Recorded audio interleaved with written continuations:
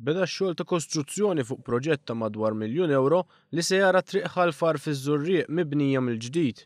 Il-proġett kofinanzjat mill-Unjoni Ewropea se jwassal għal tibdil fis-servizzi tad-distribuzzjoni tal-ilma, elettriku u telekomunikazzjoni li għaddejjin minn taħt il-livell ta' triq biex wara jinbnew pedamenti ġodda.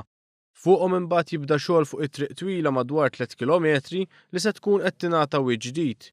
Biex jitħaffef ix-xogħol, il-proġett se jkun qed isir f'żewġ fażijiet u minn żewġ kontratturi separati li se jkunu qed jaħdmu fl-istess ħin. Il-Ministru għat-Trasport, Infrastruttura u Proġetti Kapitali Ian Burch qal li s-sewwieqa ilhom snin jitolbu li triq tiġi rranġata. Dan minħabba l-fatt li hija utli ħafna kemm għall-bdiewa li għandhom l-għelieqi tagħhom fil-madwar kif ukoll fit-traġitt ta' persuni li joqogħdu fiż-Żurrieq, Biżebbuġa u lokalitajiet tal-madwar. Il-Ministru Ian Burch saħaq li l-bini mill-ġdid ta' toroq rurali huwa ħolqa importanti ħafna mill-pjan tal-Gvern fl-investiment bla preċedent fl-infrastruttura ta' pajjiżna. Qal li dawn it-toroq inaqsu t-traffiku miċ-ċentri tal-lokalitajiet u toroq oħra arterjali.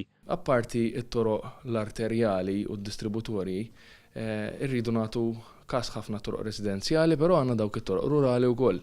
It-toroq illi huma bejn lokalità oħra u ħafna drabi, apparti li jintużaw mill-bdiewa u r-raħħala, ikunu jintużaw ukoll sabiex jiġu ddevjati ċertu traffic management jew biex jevitaw konġestjonijiet fuq it-toroq arterjali. Minn barra din it-triq għaddej xogħol ukoll fuq madwar 30 triq oħra fil-kampanja, fosthom triq ir-Remel bejn Ħażebbuġ u Siġġiewi, triq iż-Żinżel bejn Witilajn u Żejtun u toroq oħrajn fl-inħawi tal-Baħrija, Rabat, Taqali, Dellimara, Naxxar u Burmarrat.